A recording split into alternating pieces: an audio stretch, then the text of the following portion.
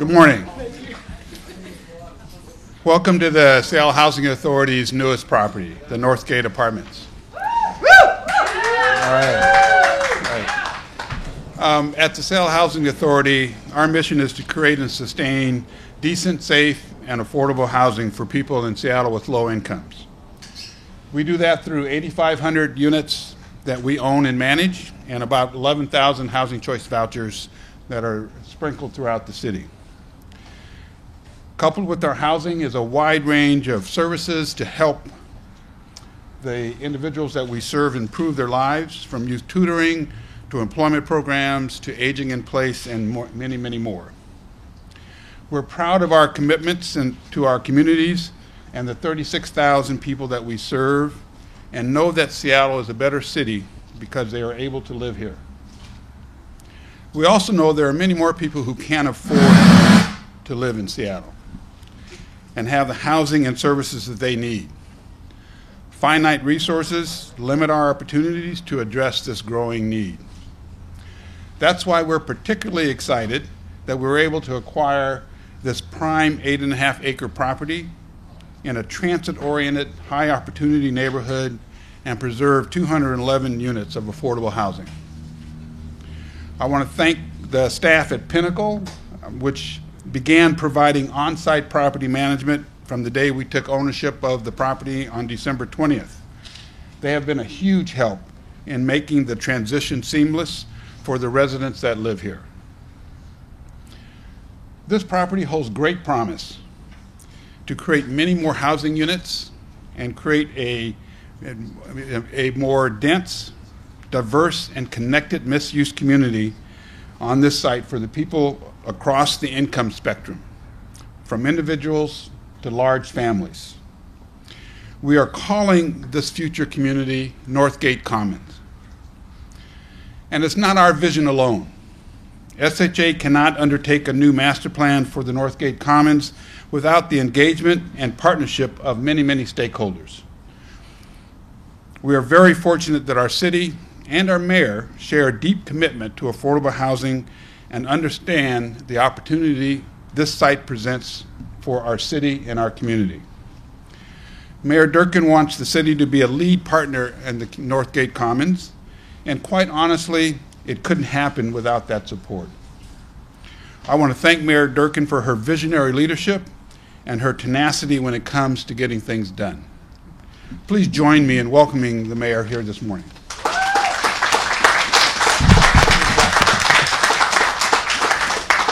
Thank you so much, Andrew. I got to thank you for your visionary leadership. You have been such a leader in Seattle for so many years. But what Seattle Housing Authority has done under your leadership is unparalleled. Thank you. Your commitment to equity and an affordable Seattle, I think, goes without rival. Thank you also, Emily. The Office of Housing has done amazing things since I've been mayor and even before that. We've been able to announce since I've been mayor 3 rounds of funding of $250 million total, but that will bring over $1.5 billion, let me say that again, $1.5 billion of new low-income housing to Seattle. And we're just getting started. Today is really a remarkable day. I have to acknowledge Deborah Juarez is not here because she had business she had to do in the other lesser Washington. But we are seeing what has happened here in Northgate, I think, is emblematic of what can happen throughout our whole city. We are seizing on opportunities throughout this region and making money go to work for the people of Seattle. What's going to happen in the transformation of Northgate will create this as a hub for all of Seattle. And to be able to get this property for the future, to make sure that it is a place where people throughout Seattle can live affordably, is remarkable. It will be in walking distance to North College, where every Seattle Public Schools student who wants to can go to college for free. It will be in walking distance to transit and all the other opportunities, high opportunities in this area. So I just want to say that this partnership is really remarkable, and I am honored to be able to be the mayor who announces this. I also have to give some tribute to the family, the Mullally family, who own this property. They have been committed to our region for a very long time, and you can just look at what 8 acres in this area would do if someone wanted to get the highest dollar return. But they decided instead to work with SHA to know that we had this vision to make Seattle a better and more affordable city, and they made that possible. It is that kind of work together that I think that we can do throughout this city. Right outside this tent, again, I mean, we are steps away from the future of Seattle. Shopping, hockey, ice rinks, college, transit. And this kind of connectivity and this kind of commitment to affordability, I think, shows what we have to do in order to make sure that we have more equity and more affordability for everyone in Seattle. You know, I grew up in Seattle, and the city today bears little resemblance to the city I grew up in. My mother, if she was still alive, who was born and raised in Seattle, wouldn't recognize probably any part of the city. The Central District in Seattle, when I was growing up, was 70% African American or more. Today it's less than 14%. More and more workers and people of color have been pushed out of our city, and there's no toehold for them. We want to make sure that we're creating opportunity, and the first entry for opportunity is a place to live. Without that place to live, there really is no opportunity. I want to assure the people who are living in Northgate Commons today that Seattle Housing Authority and the city are going to work with this community so they are part of that vision. We want to make sure that the people who live here continue to have affordable housing, but that we're planning for the future that so more people can live in this high opportunity neighborhood and have the ability to stay in Seattle and make Seattle that vibrant, rich, diverse city that we all want it to be. I'm going to turn this over now to Emily Alvarado, head of our Office of Housing, who, again, the Office of Housing has just been working triple time to make sure that we are trying to get as much development as possible in Seattle so people can afford to live here. And with that, Emily, thank you for all your work.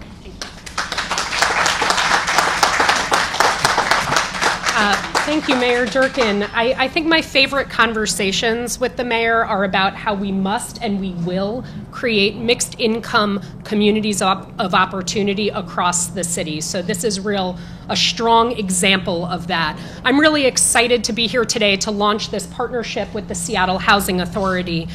We have a long-standing collaboration with SHA, providing homes and vouchers for low-income families, seniors, and people with disabilities, and building strong communities. We know that there are many people who work here who can't afford to live here.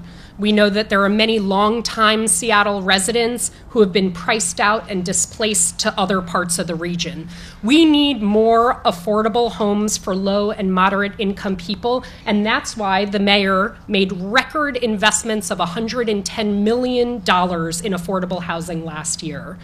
But in a high-priced, highly competitive market like Seattle, we need land on which to build affordable homes. And when we secure strategic properties like this with public agency partners, we ensure our ability to build affordable homes in communities of opportunity near transit, a park, a library, schools, and jobs. We also know that when we invest in critical infrastructure like high-capacity regional transit system, land values may increase. But through equitable transit-oriented development, like the one here at Northgate Commons, we can prevent and address displacement by preserving and building affordable homes and creating dense housing choices near public transit. Over the next year, we will work closely with community, across city departments, and with partners at SHA to build a plan for more mixed income housing at this incredible location. We will prepare an agreement between the city and SHA that lays out expectations for community and stakeholder engagement, partnerships, and investment of resources, and we'll collaborate with our city council to execute that agreement. We are a growing city. We don't want to look back in 20 years and wish we'd taken more bold action to secure land and plan for an equitable future. So instead, we're taking action today. Thank you very much.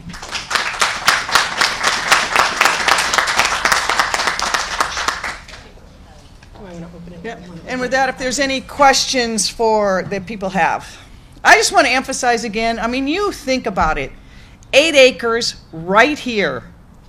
I mean, this is so close to what's so important in this city. And many of you know from previous times I've been in front, you know, when I was in high school, I worked at Northgate at J.C. Penney's, selling towels and linens. And this neighborhood was working class, middle class neighborhood all around the North Seattle. And those people have been pushed out too much. We've got to make sure that we keep a toehold for workers in this city if we want this city to stay the city we love. Go ahead. Thank you, Ms. Mayor. I just have a quick question. I do live here, and my girlfriend and I are just curious if there will be income designations. Like, will we actually be priced out because we make too much of a threshold or above some threshold or anything like that? Is anything like that changing here? I'm going to let Andrew address the specifics, but I want everybody to know the goal is to avoid displacement and have a future redevelopment that keeps more people in place in Seattle. But I'll let Andrew address those specifics. Thank you, Mayor, and thank you for the question. At the root of the Housing Authority's entire work is to make sure that we take care of residents. So we have a commitment to make sure that everyone will have a fair opportunity to make their choices of where they wanted to live. There are no plans to displace the residents here. We want to maintain the affordability levels that are here. And while we want to expand that as well, we are going to do that in the context of making sure that the units that are built have the ability to have affordable housing for our residents and the low-income people in Seattle. So it'll be a little bit of like a mix. We certainly intend that this will be a mixed-income community. It won't be all low-income or affordable. There will be a mixture of income levels as well as a mixture of family sizes. So one of the things that we have learned over the decades that the Housing Authority has been developing property is that those are successful. Those are types of communities that support the residents and their aspirations. So what we want to do is replicate that here to give everyone an opportunity to meet their objectives and meet their aspirations in their own community. So 200 or so units at this point. Can we look into our crystal ball 5 to 10 years from now? What could that number be? What's the anticipation? The property can hold as many as 1,000 or more units. We are going to be in a planning process with the city and other partners to see what is the maximum and the sweet spot for the level of and the amount of housing that goes here, and then what that mixture of income should be. So right now we haven't finished that process yet. It's still early, but our commitment is to make sure that what's here maximizes not only the development, but creates the best opportunity for the community for success. I have a question. Yes, ma'am. I've lived here for 19, and I was wondering, obviously you're going to do some remodeling, but is there a time when you're going to tear the property down and remodel, or what are the plans? It's still real early in the process. We are at least 4 or 5 years out before we are even willing in a position to describe what that might look like. As Emily alluded to, this is going to be a partnership of a number of entities that we need to have that conversation, not only with the city, but with the community. What does the community see as part of this development? And with that input, we will then forge a plan that I think everybody will be able to get behind. Can I address them on that? Please. So, and I would just urge, I know it's really, change like this can be unsettling, particularly for someone who's lived there for so long. We are at the beginning of a process. And Seattle Housing Authority, if you look at some of the other developments they've done in High Point, at Yesler, at New Holly, at Rainier, the real goal is, number one, center it on community. So listen to the community that's in place and the community around it, and have a plan for redevelopment that matches up both need of the future but also needs of today, and making sure we really are striving for those mixed-use communities so that when people go to their homes, we don't have segregated housing by race or by economy. We have just homes. But we make sure enough of those homes are what people can afford. So we're at the beginning of the process. You will have ways to tie in yourself or people you know to make sure. We're going to have lots of community meetings. City Council has yet to get involved. There's a whole planning process that has to go underway for land use development. So we are at the beginning, and part of what we want to hear is, what's your vision? You've lived here now for 19 years. If you wanted to share this with people, how would you make that happen? How do you make sure that as many people as we can get to enjoy the beauty of Seattle, the proximity to transit, enjoy the uptick, and have a home in this city? So please participate in those conversations going forward. How do we go about that? Because I have no idea about how to go about doing that. There will be notices that go out to all residents, and Seattle Housing Authority, you probably will be asked so many times you'll be sick of us. But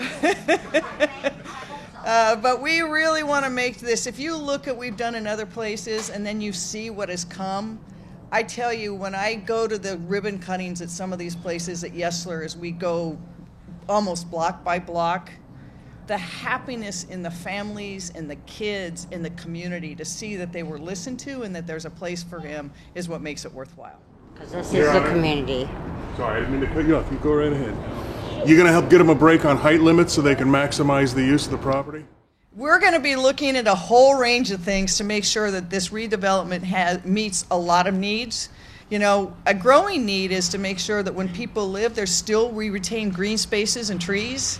It's not just proximity to transit and libraries and shopping. We want to make sure that it's a real community. So all of those things will be brought together in a whole range of listening sessions.